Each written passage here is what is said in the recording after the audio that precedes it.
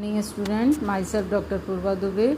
मैं आपको semester 3 planning and economic development जो है जी पेपर, उसका मैं आपको पढ़ा रही हूँ कि food policy and public distribution आपको क्या है। इसमें मैंने फूड प्रॉब्लम का क्या क्या फूड प्रॉब्लम है, नेचर, डेफिनेशन, कैरेक्टर सब करा दिया था। आज मैं इसका आपको एक बहुत ही इम्पॉर्टेंट आपको इसका टर्म्स बता रही हूँ, जिसमें ये टर्म्स है कि what are the causes of food storage in India, यानी भारत में खाद्यान्न अभाव के क्या कारण हैं, यानी भारत में खाद्यान्न अभाव के कारण क्या क्या है, किस तरीके से हमारा यह अभाव है कि हमारा खाद्यान्न की कमी होती है। यानी भारत में खाद्यान्न अभाव के क्या क्या कारण होते हैं, जिसके चलते सभी लोगों को प्रचुर मात्रा में खाद्यान्न नहीं मिल पाता, जिसके कारण सभी की स्थिति दयनीय रहती है, उनका स्वास्थ्य खराब रहता है, उनके स्वास्थ्य उत्तम नहीं हो पाते हैं। तो इसमें क्या क्या कारण है वो आपको एक एक करके कारण बताएंगे। कि सबसे पहला कारण आपको होता है कि भारत में खाद्यान्न अभाव के सबसे मेन कारण है जनसंख्या में वृद्धि। देखिए, जनसंख्या में वृद्धि एक ऐसा कारण है और इतना इम्पॉर्टेंट और सबसे बृहद पैमाने पर एक कारण है कि जिस कारण के चलते कोई भी आप योजना शुरू कीजिए, आपका किसी भी तरह का शुरू कीजिए, कोई प्लानिंग शुरू कीजिए, लेकिन वो फुलफिल नहीं होगा, क्योंकि हमारे पास में जो कुछ भी है वो लिमिटेशन है। लेकिन जनसंख्या जिस रफ्तार से बढ़ती जा रही है, इतनी जनसंख्या है कि हमारे पास अगर 5 आदमी के खाने के लिए खाद्यान्न है तो वहाँ पे 100 आदमी हो जा रहे हैं। तो इसका कारण सबसे पहला है जनसंख्या का वृद्धि है।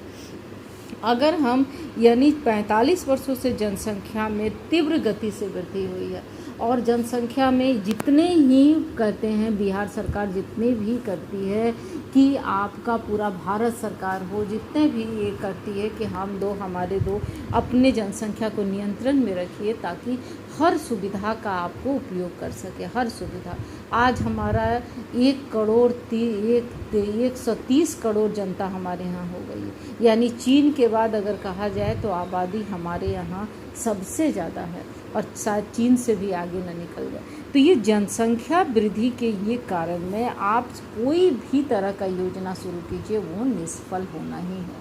तो इसमें सबसे ज़्यादा कहता है कि खाद्यान्न के अभाव का सबसे पहला कारण क्या है, जनसंख्या की वृद्धि। यानी जनसंख्या जिस हिसाब से जनसंख्या में वृद्धि हो रही है उस हिसाब से ना तो हमारे यहाँ रोजगार में वृद्धि हो रही है, ना उस हिसाब से हमारे यहाँ उपज में वृद्धि हो रही है, ना उस हिसाब से हमारे यहाँ खाद्यान्न में वृद्धि हो रही है। तो जब जनसंख्या इतनी ज़्यादा पैमाने पर वृद्धि होगी तो हमारा हर जो योजना है वो निष्फल हो जाएगा। उसके बाद देखिए, दूसरा पॉइंट कहता है कृषि के पुराने तरीके।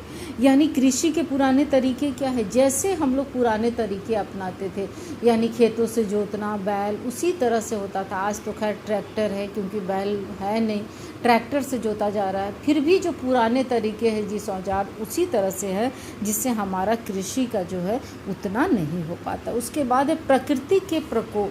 प्रकृति का प्रकोप जो है सो इतना ज़्यादा है कि कभी बाढ़ आ गया, कभी टिड्डियों ने हमला कर दिया, कभी सूखा पड़ गया, और कभी ओले गिर गए, जिससे पूरी फसल बर्बाद होकर रह गई। आज देखिए, आज एक महामारी के रूप में कोरोना को ही आज संक्रमित के मामले में सबसे पहला देखिए महामारी पूरे वर्ल्ड को अपने चपेट में रखा है, जिसके कारण गेहूं की फसल तैयार होकर खड़ी है, लेकिन लॉकडाउन के कारण कोई मजदूर उस फसल को काटने वाला नहीं है। मजदूर सब अपने अपने घर चले गए, फसल अपने आप खेतों में गिर करके हम लोग न्यूज़ में देखते हैं खराब हो रही है। अब बताइए, अगर आज गेहूं की अगर कटाई नहीं हुई, आज खाद्यान्न अगर हम संचित नहीं किए, तो कल को हमें भोजन नहीं मिलेगा, क्योंकि वहीं से भोजन हमारे थाली में आता है और हमें मिलता है। तो ये सब प्रकोप जो है सो हमारे किस पे निर्भर करते हैं, खाद्यान्न पे है।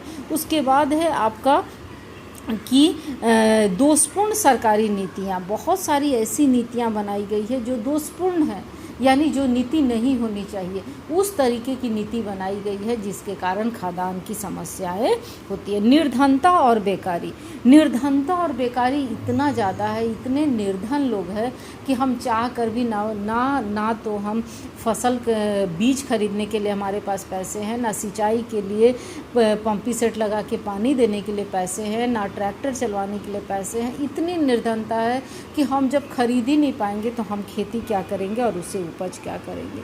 तो ये सब ऐसे कारण हैं जिनके कारण से निर्धनता और गरीबी के कारण जो है हमारा इस तरीके से होता है। उसके बाद देखिए ये और हमारा कहता है कि देश का विभाजन, जब देश का विभाजन हुआ तो देश के विभाजन का अधिकांश भाग जो है जितने उर्वरा शक्ति वाले विभाजन के थे वो सारे दूसरे राज्यों में चले गए, जिसके चलते हमारा देश का उतना जो है सो हमारा लाख खाद्यान्न की कमी हो गई है।